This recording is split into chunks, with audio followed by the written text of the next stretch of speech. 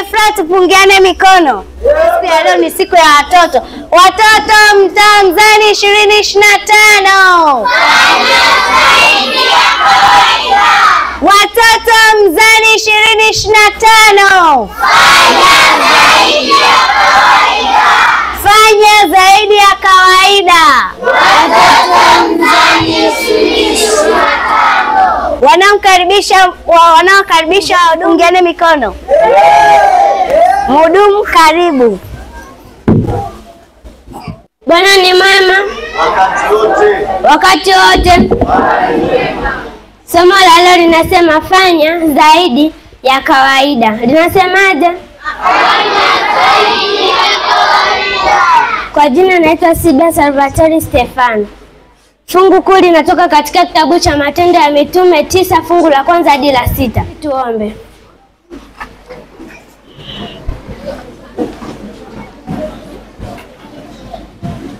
Tuombe.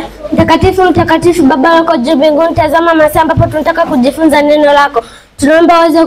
Tunaomba uweze kuwa pamoja nasi. Hili ndilo mbele tunashukrani katika jina Yesu, amina.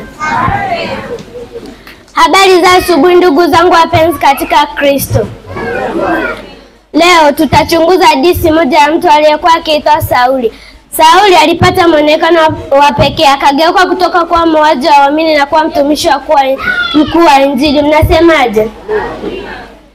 Sauli alikuwa macho sana kupingana na wale waliokuwa wakifuata njia ya Kristo, akiwa na barua ya mahakama kuatia vifungoni wale waliokuwa wakifuata njia ya Kristo. Katika safari yake ya kuelekea Dameski, ghafla nuru kuu ya mbingu ikamzunguka, na sauti ya Yesu ikasikika ikisema, Sauli, Sauli, mbona waniudhi? Sauli akajibu, ni nani wewe Bwana ninayekuudhi? Bwana akampatia adhabu ya kuwa kipofu ili kumbadilisha fikra zake katika kutenda kawaida. Fanya zaidi ya kawaida, tofauti na matarajio ya watu wake. Baada ya mambo hayo yote, Sauli hakurudia tena kuwafuatilia waumini wa Kristo. Akawa mtumishi mkuu wa Injili, akihubiri ya kwamba Yesu ni mwana wa Mungu. Mnasemaje? Namkaribisha mwenye nafasi namba 2 aendelee.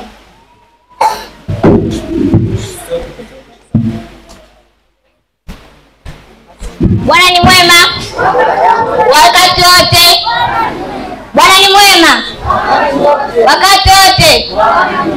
Kwa majina naitwa Gloria Dan. Hoja ya kukumbuka, kuleta zaidi ya kawaida.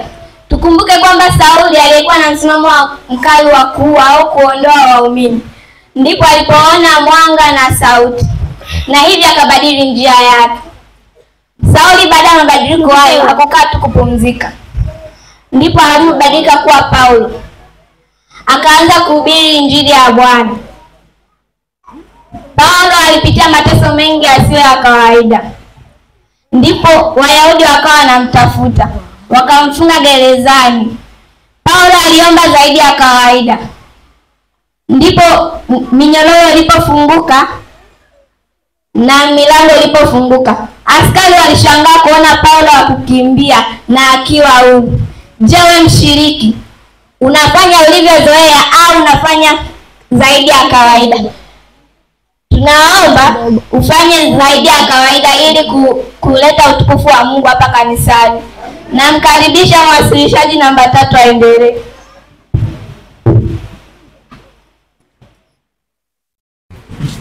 Bwana Yesu asifiwe kanisa. Bwana Yesu asifiwe sana. Niliyesimama mbele yenu naitwa Festo Esau, mjukuu wa Zakayo. Wito wa vitendo, fanya zaidi ya kawaida. Hapa ndipo tunachukua somo kuingia kufanya kwa vitendo. Kisa cha Paulo kinatufundisha kuwa hatupaswi kuwa wale wa kukata tamaa kwa badiliko tu, bali tuwe maboresho kwa ajili ya mabadiliko. Pia tunapofanya mkataba wa kushiriki, hatupaswi kuchukua hatua ndogo. Mathayo 5 fungu la 41. Fanya kinyume na matarajio yao, baadhi kwa ajili ya kuitangaza jina la Yesu kwa kwenda zaidi yao. 1. Kwa mwezi huu tuweke lengo kama fanya zaidi ya kawaida, si kwa kutoa msaada mara moja tu, bali kwa kuweka mpango wa muda mrefu, kwa kutoa kwa ubora, kutumika kikamilifu, pia kufanya kwa ubunifu. 2. Katika maisha yetu ya kila siku, tuache kujulikana kwa watu wa kawaida tu, bali tujulikane kwa watu wa zaidi ya kawaida, katika mioyo yetu, matendo yetu, pia ushirikiano. Tuseme kwa pamoja sote, ninaamua kufanya zaidi ya kawaida kwa ajili ya Mungu na jamii. Ninaamua kufanya zaidi ya kawaida kwa ajili ya Mungu na jamii. Turudie mara ya mwisho. Ninaamua kufanya zaidi ya kawaida kwa ajili ya Mungu na jamii. Tufumbe macho tuombe. Uhimidiwe Mungu uliyeko juu mbinguni. Ni wakati una masaa tunajikabidhi mkononi mwako, tukisema asante kwa ulinzi wako na wema wako. Tunajikabidhi mkononi mwako tena tukisema, Mungu wetu wa mbinguni, tujalie Roho wako mwema, tufanye zaidi ya kawaida kwa ajili ya kulitangaza jina lako. Masaa ya Baba, tunapohitimisha kipindi hiki cha huduma kuu, tujalie Roho wako mwema akatujalie ulinzi na usalama katika maisha yetu. Naomba machache kwa jina lako Yesu. Amina. Kila mtu mahali hapo alipokaa afikirie kwa dakika chache ni njia gani ambazo atazichukua kwa ajili ya kulitangaza jina la Yesu kwa kwenda zaidi ya kawaida. Mungu awabariki. Bwana ni mwema washiriki. Bwana amekuwa mwema kwetu wakati wote hadi sasa tunapotaka kuhitimisha kipindi cha huduma kuu.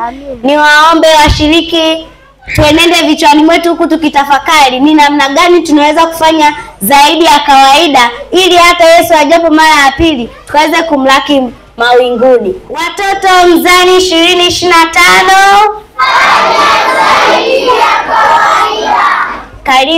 Karibuni watoto kwa wimbo wa kutawanisha wahudumu na washiriki pia.